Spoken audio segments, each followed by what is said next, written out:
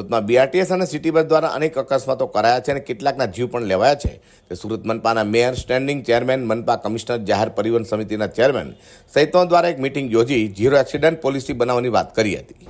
તાજેતરમાં બીઆરટીએસમાં જે સુરતમાં એક્સિડન્ટ થયું છે તે બાબતે ભારતીય જનતા પાર્ટી અમારા પ્રદેશ અધ્યક્ષ પણ ઘણા વ્યથિત છે અને આજે અમે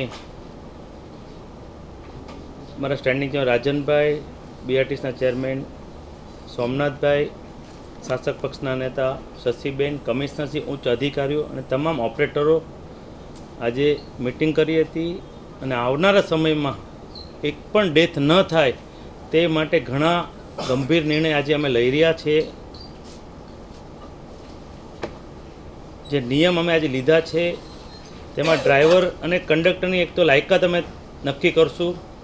વિજિલન્સ ટીમને બ્રેથ એનાલાઇઝર દ્વારા ડ્રાઈવર અને કંડક્ટરની તપાસ વિજિલન્સના ઓફિસર જ કરીએ છીએ જ્યારે પણ રેડ પાડે ત્યારે, અને આનો રિપોર્ટ રોજ બનાવીને જવાબદાર અધિકારીને આપવામાં આવશે.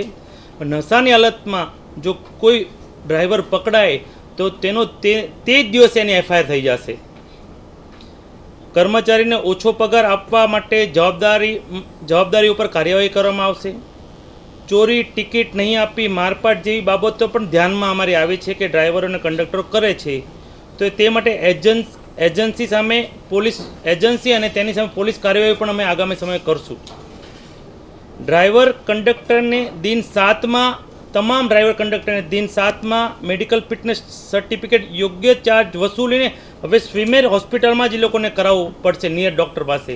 જે પ્રાઇવેટ ઓફિસમાં એજન્સીઓ કરાવતી તે હવે નહીં ચલાવી લેવામાં આવે. સ્થાનિક પોલીસનું સ્ટેશનમાંથી તમામ કંડક્ટરને કેરેક્ટર સર્ટિફિકેટ લેવું પડશે આગામી સમયમાં. બસમાં કઈ કઈ સુવિધા આવે, સૂચના હોવી જોઈએ તેનું ચેકલિસ્ટ બનાવવામાં આવશે. જવાબદારી અધિકારીની સહીથી દર માસે ચકાસણી કરી તેનો રિપોર્ટ રજૂ કરવામાં આવશે. જે બસમાં ડિજિટલ નથી તેને તાકીદ ચાલુ કરવામાં આવશે. વિજિલન્સની ટીમ તપાસમાં જો કોઈ પણ ટિકિટ વગર મુલાકાતી મળે તો માત્ર કંડક્ટર જ નહીં પરંતુ એજન્સી સામે પણ સુરત મહાનગરપાલિકા નાણાકીય ઉચાપત જેવી પોલિસીની ફરિયાદ નોંધી પરમેનન્ટલી ટર્મિનેટ કરવામાં આવશે.